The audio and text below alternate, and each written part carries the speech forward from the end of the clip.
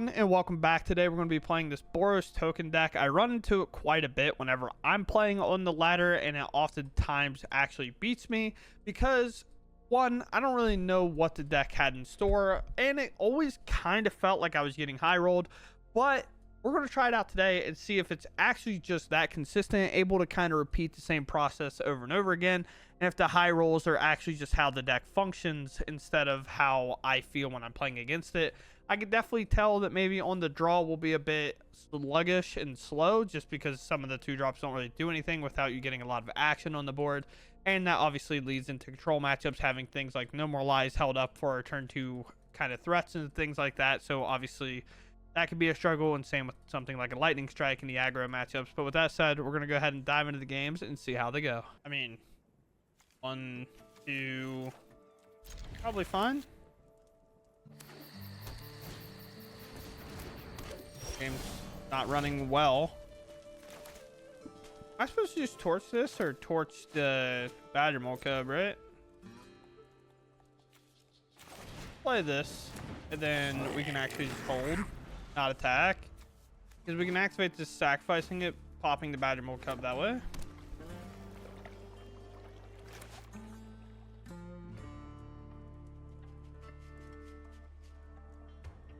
We'll just see what's up.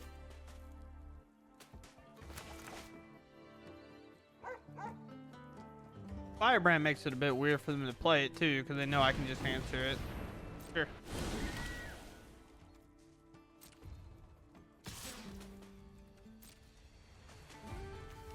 I think we just have to play this slow game here.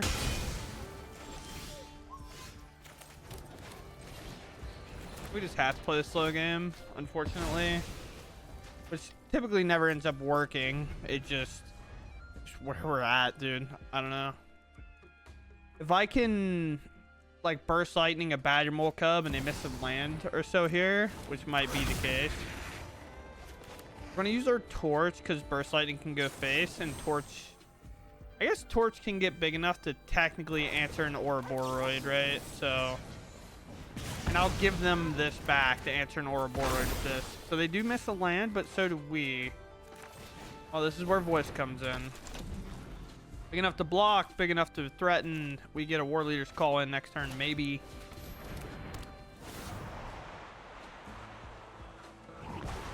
Sure. So here, I think it's still just play the voice. And then look to lead into this. Holding up this torch for as long as we can. Don't really care about this guy. Is not as good, although I think being mana efficient makes a lot of sense.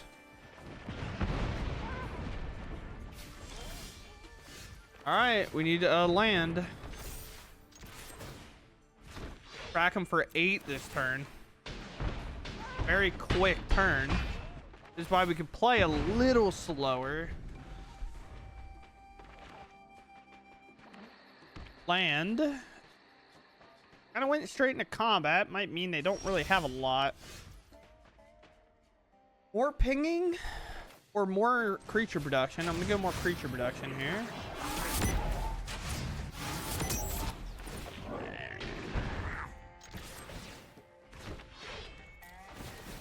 Even if my voice were to technically answered here, I don't really care. Oh, I don't think I know of a card that would stop us from winning. I guess the Earthbend board wipe could stop us from winning, but nothing's going to stop us once we get to our turn because of voice, right? So they have to remove it somehow. Oh, so there was a combo deck all along.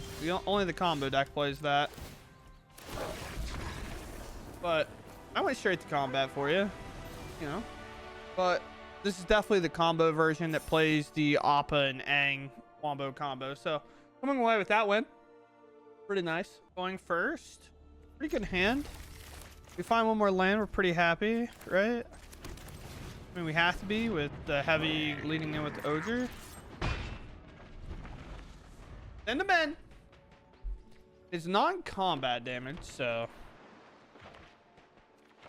Blue otter. So a little part of me is like, well, I should 100% just play voice here, and we'll eventually shock this in. It's definitely is it prowess. We'll see if they trade here. Getting a voice down so they just can't interact with me for a couple of turns is pretty nice. We're most likely going to have to use this torch, so playing the heavy is probably out of the question anyway. Sure. It's non-combat damage. Yeah.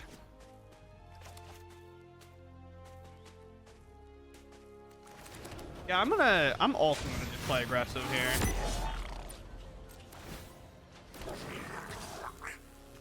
Yeah, I'm just playing aggressive.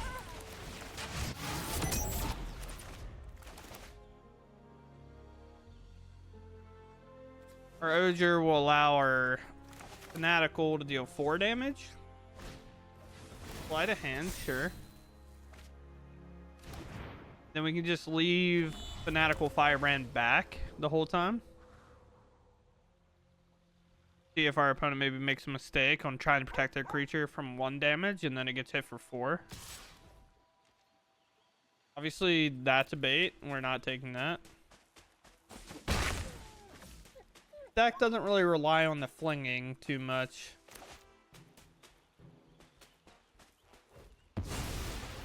Although there comes in a slick shot show off. So a little part of me thinks we hold up the torch. Like, it almost seems like the correct play. But Fanatical Firebrand can kind of do the same. But I think relying on a creature when this could be bounced in response is probably a little too bad. So as much as this sucks, I think I'm going to play this tap, go to combat here. And I'm gonna slow my roll just a little bit here. I probably should just go ahead and pop this, I think. Just while they're tapped out, don't give them anything. Just kind of move on with our day like this. Then have our Torture Tower reach and pop this guy. By maybe sacrificing a token or something. Then even over Oger, we might just make a lot of creatures. Slick shot, show off coming down. Although we get to make a lot of red if this stays. We have to worry about like what, full bore, which can give it +2 on the toughness scale, which is obviously a bit tough. Sure. I know we have things like burst lightning in our deck, or at least should. Another op, sure. They tap out to like play something else before playing a land. And we obviously just answer the slick shot immediately. Sure. I'll take 5. Because again, if they full bore, they counter our removal, basically. Okay. Lances now.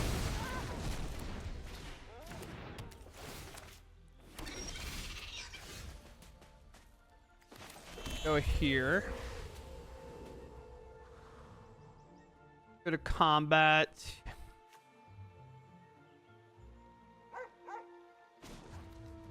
Do this.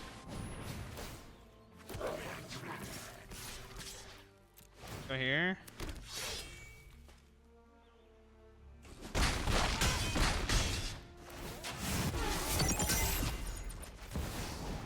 An Oger. Again, we're stuck here. If they slick shot and win, then that's what they do, right? Like, there's just not a whole lot I can do about it. Did a lot of opping. I think, I want to say I felt like both went to the bottom, but 100% a full bore plus maybe a burst lightning or something here could do it.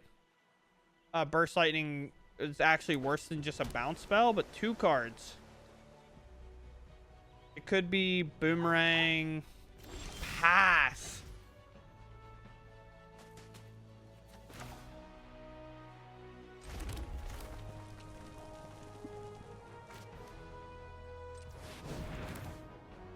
Here.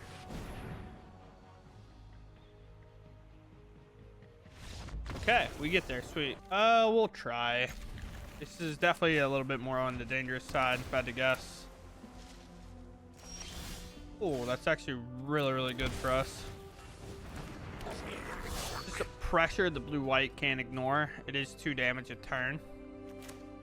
If it is truly blue-white, it could be just guy, which would honestly almost make it worse. Not bad. We'll miss 1 on this. We don't care about that.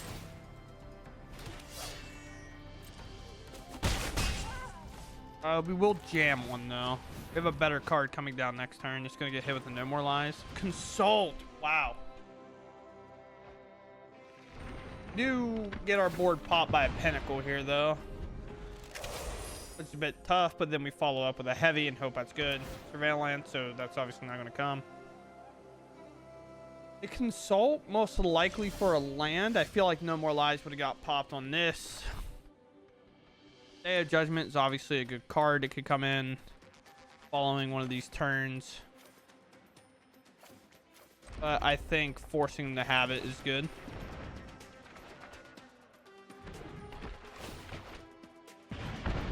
We just let heavy kind of work its way through. Yeah, I mean, all day I'll take this damage, I think. Seam Rip is basically a dead card. Down to 10, most likely a Day of Judgment coming, unfortunately. I think we can all read the signs here. Yep. Holding this to kick it, maybe. Oh yeah, rip another Seam Rip. Perfect. Exactly what we want in our control matchup.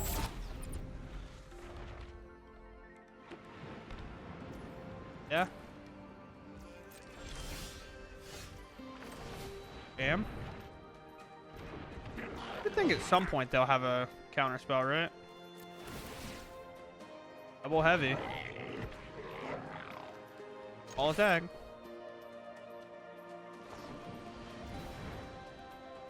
Do here. Not even digging for like a No More Lies first. I don't know. Seems a little weird. 2, 4, 6, 7, 8, 9. Double Consult, so it's probably going to most likely be board wipe into us burst lightning them. Right? No? Okay. Yeah, wait. They didn't find anything, so we just win. Yeah, I was like, oh, well, then they'll have like something probably. And then I forgot they just tap for a second Consult. And I was like, oh, yeah, then we just win. I mean, 1, 2, 3. Yeah, we're good. We're good here. I feel like we're not going to get as fortunate as we did the turn before. A little part of me wants to just Seam Rip this, but I think we have to be aggressive. We can cast spells to hit me for 2. Obviously, if they remove this creature, that's a bit tougher. But realistically, I'm looking to establish a voice. Cause no problems. Obviously, this is a bait. Like, they want us to block so they can cast the spell and get value while also removing our creature. Well, also, even if it does trade, like, they're fine with that. This is a token that they made off of a valuable card. And that's why I thought about Seam Ripping it, but... Well, they don't have 2 blue. So... we'll go here. I could have attacked first, but now we know we can just do whatever. They can't do anything on our turn now. Then we can lean into what? What do we want to do here? Double blue.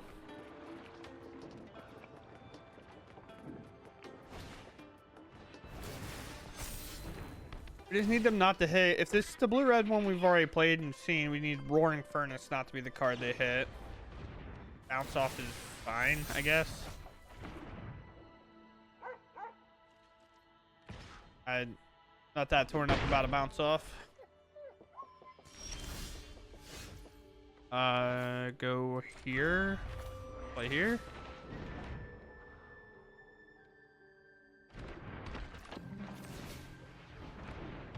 What am I targeting here? Their creature is tapped or their thing here? I think it's just a creature, because if I bounce this or exile that, right, they can bounce off. Well, maybe not bounce off. They can boomerang it. They wouldn't get to draw though, I guess, is the counter argument there. What do we want to do here? Do we want to go sniper with Firebrand or start the speed? I'm not sure.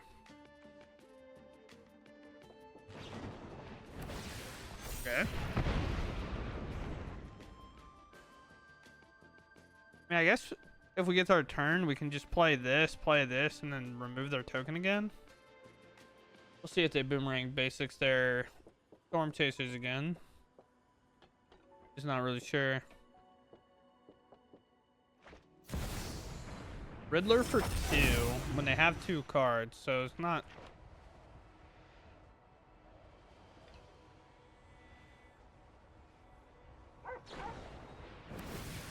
Oh, okay. Fair enough. 7, 8, 9, 10. I think I lose if I block and lose my voice. I think it's just an automatic loss. I think we have to try to squeeze by. I hope they can't play it full bore again or something. Not ideal, but it's just where we're at.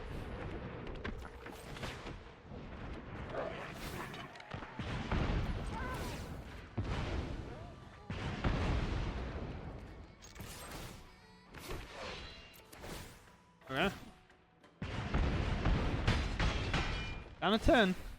Obviously a slick shot and whatever could definitely get us. Kind of one of those situations on the draw was a bit tough. Not really having spot removal. Maybe I should have seen rep this and we would have been able to keep a little bit of creatures off the board. Okay. The draw but no full bore able to be played here. There's a heavy... My creature does have reach. Like my sharpshooter does. So we do have a little bit of play here.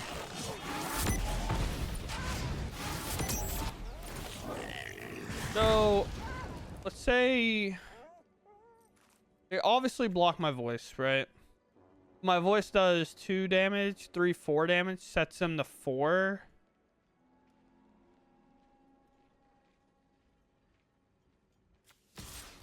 I think I have to attack, even though it gets eaten here. So I actually put him to 3 instead. Which allows us, if we rip up like a burst lightning, for that to just be the win. Playing this pings them for 1. If not, it gives them heavy. And then if they don't have any blockers, I win. If they bounce my thing, then obviously we're in a bit of trouble. Sure. Sure.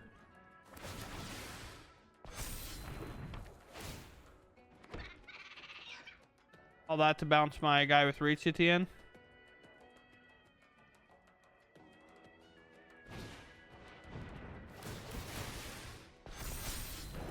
Why that one?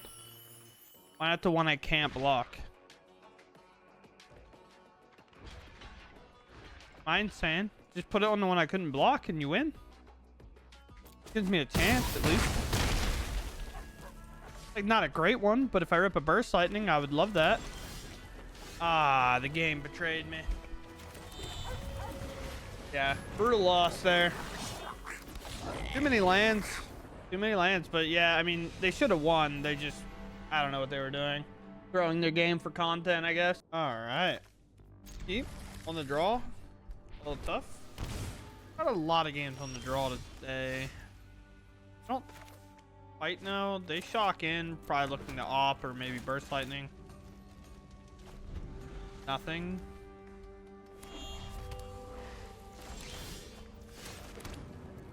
Huh? Not exactly hitting all the stuff we would like. It's really going to be like a Ward Leader's Call into an Oger. Against like a nothing. Here. You just bounce this. This game's about to get really whack.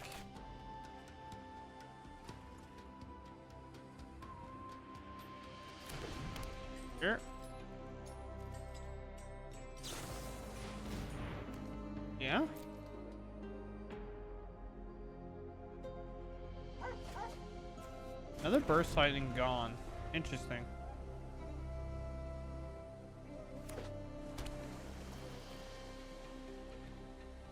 What do you got for me? Okay, it is the Spell Slinger deck, and I keep drawing lands. Damn it.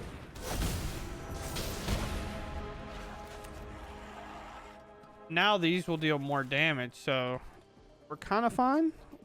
I thought it was lessons at first with the abandoned and stuff like that. I can play this and then activate it, but the problem is I might not be able to attack. I can always tap my creature down.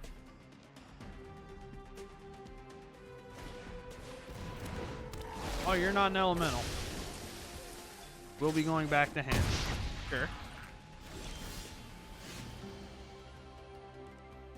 What are the odds if I just play a second War Leader's Call? Probably not, right? Going by 4. This is 4. If I cast this just to hit them, it's 4. Then this just has to resolve again, which it clearly has so far. Also, nice creature deck by me. I've had one creature. I'm just fortunate enough to be playing against another deck that's probably been holding lower end removal that can't answer an Ogre. Here.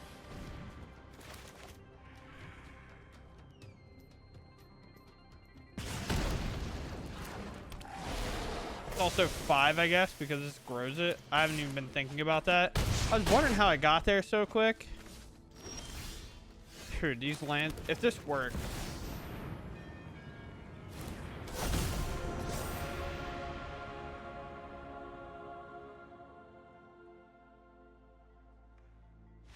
Wow.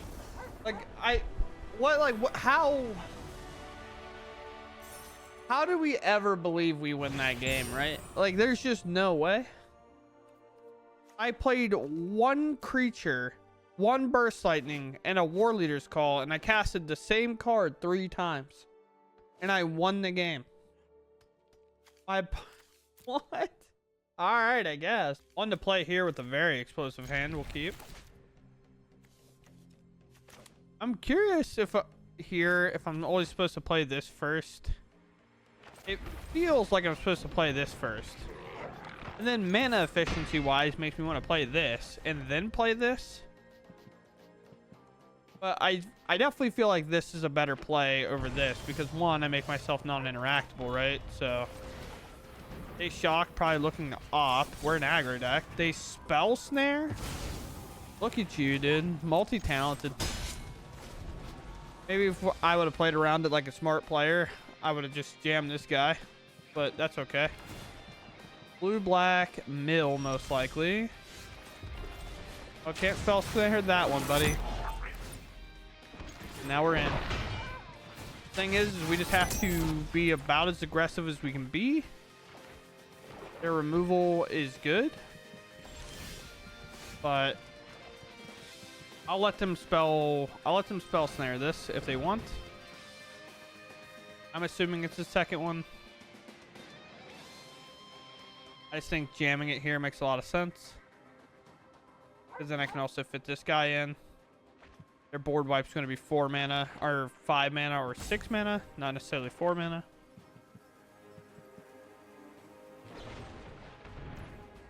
Okay.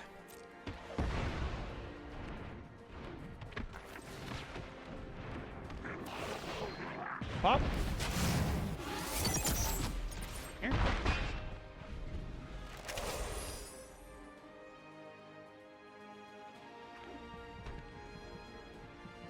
What you got for me? Wow, to bring out the heavy? Or a voice? This should be a voice. Because they're going to bring out something of mine. It's really funny though. Yeah? Ooh.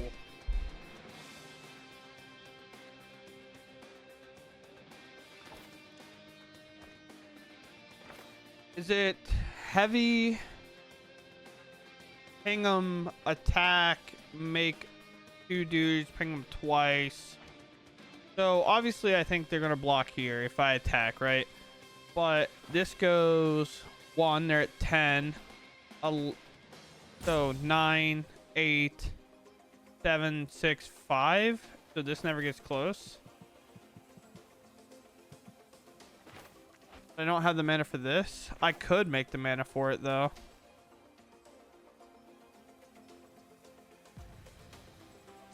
Go here.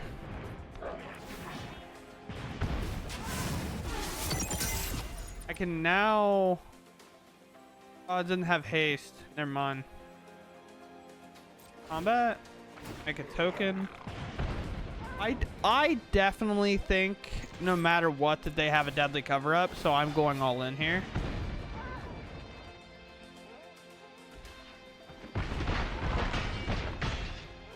Just short. Brutal. Just short. But they have to shock, then obviously our burst lightning's good, right? Stock up. Alright, we got it. Could be a win. Could be. I didn't do nothing to you anyway, brother. I for some reason thought the heavy had haste. It gives literally everything else haste. And I was like, oh well, when I play the heavy I can make the mana to play the student. And went from there, right? So I have lethal in like a million ways, so let's just jam this. Let's move to combat.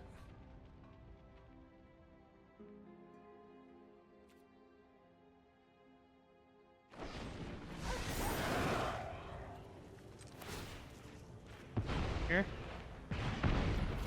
And here. The reason we're responding to this because they actually gain life. So we just want to ensure we can close out the game immediately and not let them do anything else fancy. So we'll take that win and we'll move on. All right. So how do I feel about this deck?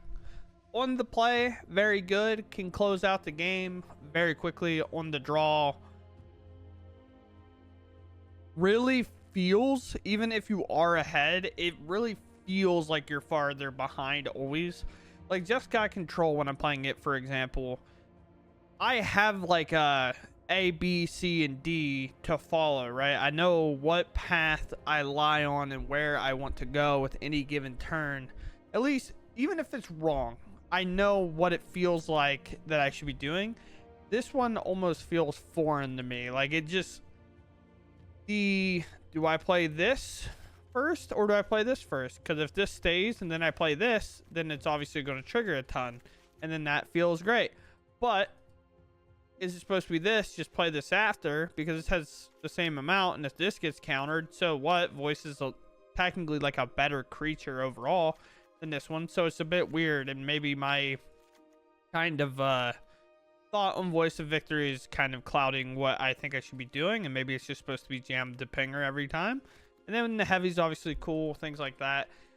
The deck wins. The deck is cheaper than most others, as you can see. Like obviously the lands are a little tough, but having 9 basics means your land base is going to be cheaper than any other kind of deck out there right now. And then also the slow land will be coming in the next set, so you might even be able to play that if you have them, because you can obviously play the older ones that you've had and you can combine them together to make 4. But not too many rares, not a ton of mythics, obviously just 3 sitting here, and a lot of common and uncommons. It is definitely a deck that could probably get the mythic, I imagine, and I've seen it played in mythic. I just don't know,